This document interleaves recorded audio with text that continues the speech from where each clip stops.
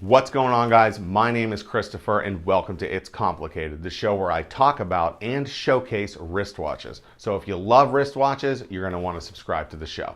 Now, today, I'm going to be telling you why you shouldn't settle for anything less than exactly what you want and why. Here we go.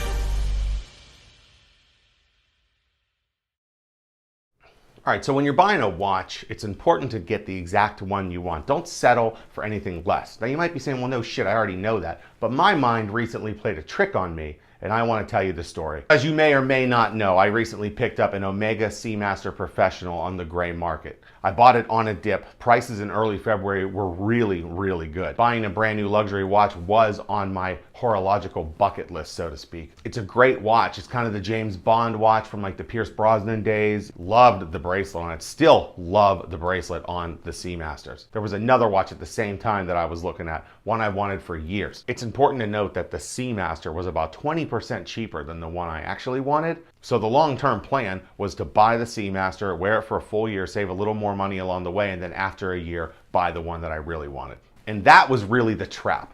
The fact that I bought the watch knowing full well that I was just gonna sell it in a year, that was the trap. And at the time I was justifying it going, well, you know, if I lose X amount on this because I was buying brand new and I do wear it over 12 months, what am I really paying to rock that thing every month? Like nothing, because I'm gonna get a return on it. The second I clicked confirm purchase, the mistake was already made. Between already having a better dive watch, knowing that I was gonna sell the watch to begin with, and knowing I was probably gonna lose a little bit of money because I did buy brand new, I started to almost resent the watch. That resentment for that watch happened really fast. I'm talking 2 weeks. I was already like, I'm over it. I wore it for 2 weeks and I would look at it and I'd be like, I'm over this watch. It's done, I don't want it anymore, let's just get rid of it. So I started listing it for sale. You know, a good rule I have in place for purchases like that or tattoos, things that have long-term effect is don't buy it, don't get it done, etc. unless you wanted it for a full year. But in my head, I said to myself, well, it doesn't matter anyways. I'm just gonna flip it. I'm still gonna get most of my money back on it, so who cares? What do I care? You can always make more money. So I put it for sale. I had it on fucking eBay, and you know, eBay is just a nightmare. I had a great offer on it, and if eBay fees weren't a thing, I would have got like 99% of my money back on that particular watch. I also had it on the Facebook marketplace,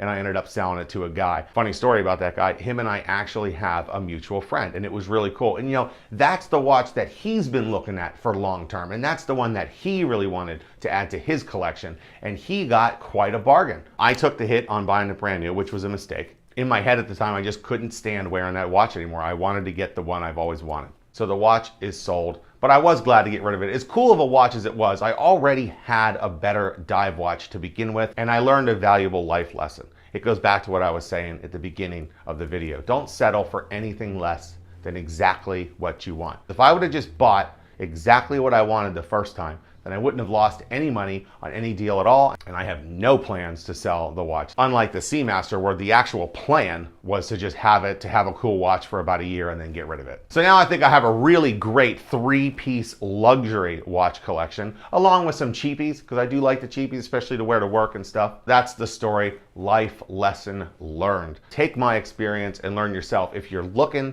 at buying a watch and you're like, you know, I can't really afford it or whatever, then just wait. Just wait to buy it, and then get what you want, and you won't lose any extra money. So that wraps up another episode of It's Complicated, still uploading 2 times a week. Don't forget to subscribe to the show, like the video, tell your friends, and I'll see you next time on another episode of It's Complicated.